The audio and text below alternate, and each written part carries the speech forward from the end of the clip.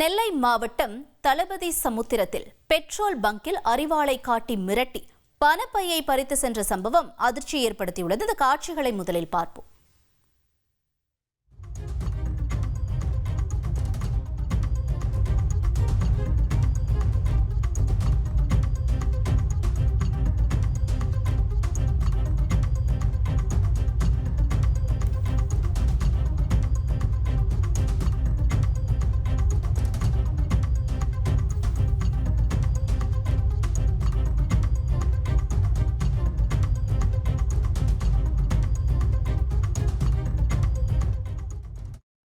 கூடுதல் தகவல்களை எமது செய்தியாளர் ருக்மணி வழங்கிட நாம் கேட்போம். ருக்மணி, வணக்கம்.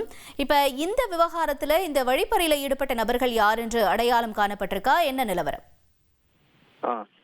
அதாவது நெல்லை மாவட்டம் வள்ளியூருக்கும் நாங்குநேரிக்கும் இடையே தலவிசமுத்திரம் மேலூரில் தனியாருக்கு சொந்தமான பெட்ரோல் பல்க் உள்ளது. இந்த பெட்ரோல் பல்க்ல மணி என்ற ஊழியர் வேலை பார்த்து வந்தார்.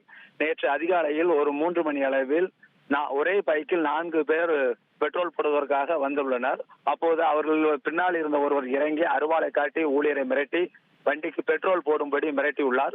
மேலும் பெட்ரோல் போட்டது பின்பு அந்த மணி என்ற பெட்ரோல் பங்க் ஊழியர் தோளில் தொங்க விட்டிருந்த பணப்பையும் பறித்து கொண்டு சென்று விட்டனர். இச்சம்பவம் தொடர்பாக ஏர்வாடி போலீசார் வழக்கு பதிவு விசாரணை மேற்கொண்டு வருகின்றனர். இந்த சம்பவத்தில் தொடர்புடையவர்கள் ஏற்கனவே நேற்று முன்தினம் நெல்லை முன்னீர்பள்ளம் பகுதியில் திமுக கவுன்சிலர் வீட்டில் பெட்ரோல் குண்டு வீச்சு சம்பவம் ஏற்படுத்திய தொடர்புடைய அதே 4 பேர் தான் இங்கும் பெட்ரோல் பல்கில் அருவாளை காட்டி கொள்ளை சம்பவத்தில் ஈடுபட்டதும் தெரிய வந்துள்ளது.